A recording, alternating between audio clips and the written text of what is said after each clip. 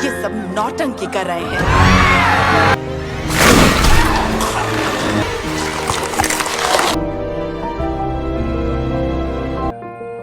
कहानी शुरू होती है पिछले मालिकों के घटिया बर्ताव के कारण भाग जाने के 1 साल बाद प्रेस्ली के परिवार को एक घर दिखाया जाता है। इस घर के कम कीमत होने के कारण केविन के पिता को यह घर पसंद आ जाता है और जल्द ही इस घर में पूरे परिवार के साथ शिफ्ट हो जाते हैं। केविन सबसे छोटा लड़का होता है और इसे गिटार बजाना बहुत पसंद होता है। पहली रात केविन जब गिटार से अपनी आवाज की जांच कर रहा होता है तभी कुछ देर बाद इसे अजीब सी आवाज सुनाई देती है। फिर अपने मोबाइल फोन के फ्लैश का उपयोग करता है, तभी इसके सामने एक भूत प्रकट होता है। भूत केविन को डराने की कोशिश करने लगता है, पर केविन को इससे डरने के बजाय इसको देखकर केविन हंसने लगता है और इसका रिकॉर्डिंग करना शुरू कर देता है। तभी भूत यहाँ से गायब हो जाता है। फिर अगले दिन केविन स्कूल से लौटता है और भूत से बातें करने के लिए बैठ जाता है।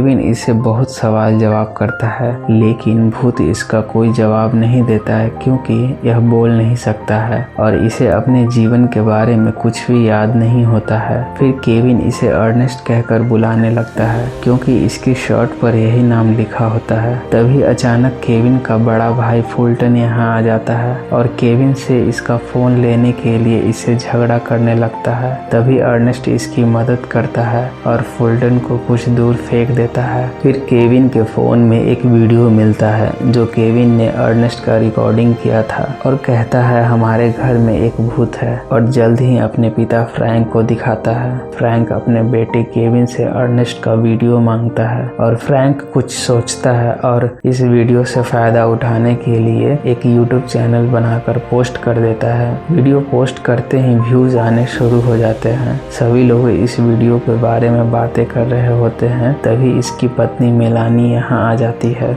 बहुत पूछने के बाद भी फ्रैंक इस वीडियो के बारे में नहीं बताता है। अगले दिन फ्रैंक अपने घर के भूत से मिलने की कोशिश करता है। बहुत कोशिश करने के बाद केविन के कहने पर अर्नेस्ट इन सभी के सामने आता है। फ्रैंक इसका रिकॉर्डिंग करना शुरू कर देता है। तभी इन सबको ढूंढते हुए मेल यहाँ पहुँच जाती है। सभी लोग डर जाते हैं, पर मेल बेखौफ होकर इन सभी से पूछती है यहाँ क्या चल रहा है। फ्रैंक पीछे की ओर इशारा करता है। मेल जैसे ही पीछे मुड़कर अर्नेस्ट को देखती है तो इसे देखते ही डर कर अजीब सी डरावनी आवाज निकालती है और अर्नेस्ट इसकी आवाज सुनते ही डर जाता है और यहाँ से भाग जाता है। और मेल का इसका एक्सप्रेशन इंटरनेट पर बहुत तेजी से वायरल होने लगता है। फिर फ्रैंक मेल को समझाता है कि हम इसका वीडियो यूट्यूब चैनल पर पोस्ट करके इसे बहुत पैसे कमा सकते हैं। बहुत समझाने के बाद मेल मान जाती है और इंटरनेट पर फ्रैंक और इसके पूरे परिवार बहुत मशहूर होने लगते हैं। फिर हाई स्कूल में केविन की मुलाकात पड़ोसी जॉय से होती है।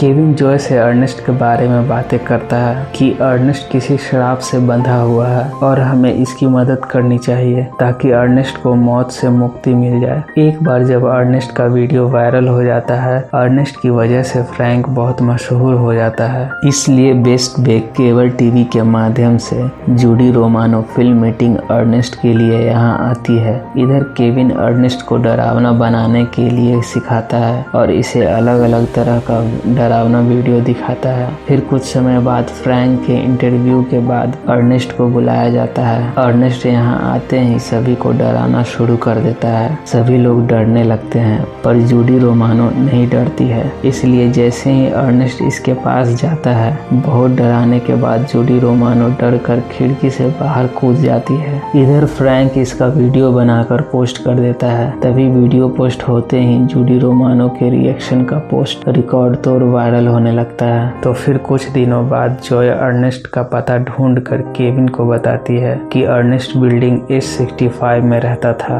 पर अब इसका परिवार कहीं और रहता है। जॉय केविन से कहती है कि हमें अर्नेस्ट को एक बार घर के पिछले मालिक के घर में ले जाने की कोशिश करनी चाहिए और इसकी याददाश्त को को जगाने की आवश्यकता है। फिर यह दोनों अर्नेस्ट के अतीत के बारे में सच्चाई को उजागर करना शुरू कर देते हैं। पहले इसके पिछले घर के मालिक के साथ एक तस्वीर को दिखाता है। फिर सभी लोग से भागते हुए अर्नेस्ट पार्क में एक छोटी लड़की को देखकर अपने बारे में सोचने लगता है। इधर डॉक्टर लेस्ली फ्रैंक से मिलती है और एक पुराने कार्यक्रम के बारे में बताती है जो CIA के साथ चलाती थी। इसको विजार्ड क्लिक कहा जाता है। इसका काम भूत को पकड़ना था। जब कार्यक्रम की लागत जनता को बताई गई तो इन्होंने इसे रद्द कर दिया, जिससे हमारी टीम की मेहनत बर्बाद हो गई। और जब लेस्ली फ्रैंक को समझाने की कोशिश करती है कि अर्नेस्ट खतरनाक है तो फ्रैंक इसे अपने घर से बाहर निकाल देता है। इधर पार्क में लड़की के साथ अर्नेस्ट का एक डरावना वीडियो को देखकर CIA हरकत में आ जाती है और अर्नेस्ट को पकड़ने के लिए फ्रैंक के घर में घुस जाते हैं। लेकिन केविन, जॉय और अर्नेस्ट पिछले घर के मालिक को खोजने के लिए पहले ही निकल चुके होते हैं। अगली सुबह फ्रैंक के परिवार को तीनों को पकड़ने की अपील करने के लिए विवश किया जाता है। अर्नेस्ट का वीडियो हर TV चैनल पर दिखाया जाता है। इधर केविन को पुलिस पकड़ने की कोशिश करती है, तभी अर्नेस्ट इसे बचा लेता है और यहाँ से भागकर केविन पुलिस से आगे निकल जाता है। फिर तीनों रैंडी के घर पहुँचते हैं। तभी रैंडी अर्नेस्ट की कहानी बताता है, जिसके बारे में यह कहता है कि अर्नेस्ट अपने परिवार का बोझ नहीं झेल पा रहा था, इसलिए वह एक शराबी बन जाता है और यह अपनी 4 साल की बेटी को छोड़कर कहीं गायब हो जाता है। तभी अर्नेस्ट यहाँ आता है और जैसे ही इसे मारने की कोशिश करता है तभी CIA यहाँ पहुँच जाता है और अर्नेस्ट के साथ सभी को पकड़ लेता है। केविन घर आकर अर्नेस्ट के लिए बहुत उदास हो जाता है। फिर फ्रैंक इससे माफी मांगता है और खुद को यह कहते हुए कि मैं परिवार के खर्च के लिए एक स्वार्थी पिता हूँ। CIA सुविधा केंद्र में एक आक्रामक एजेंट ने एक पिन पहना हुआ होता है जो अर्नेस्ट की याददाश्त को ट्रैक करता है। ट्रैक करने पर पता चलता है कि अर्नेस्ट को धोखे से इसके पुराने दोस्त मार देता है ताकि इसकी पत्नी के साथ रह सके, और इसका अनुपालन न करने के लिए अर्नेस्ट पर कार्रवाई की जाती है। लेकिन डॉक्टर लेस्ली इसकी मदद करती है क्योंकि इसके बीच पहले सकारात्मक बातचीत हुई थी और अर्नेस्ट की अच्छाई को महसूस करती है। फिर अर्नेस्ट की ईमानदारी के लिए डॉक्टर लेस्ली इसे जेल से भगा देती है और इधर रैंडी केविन को मारने के लिए घर पर आता है, यह सोचते हुए कि केविन अर्नेस्ट को बदला लेने में मदद कर रहा है। यह केविन पर लगातार वार करता जाता है। तभी फ्रैंक यहाँ आता है और इससे लड़ने की कोशिश करता है। फिर फ्रैंक को चोट पहुँचाने के बाद केविन को जैसे ही मारने की कोशिश करता है तभी अर्नेस्ट यहाँ आ जाता है और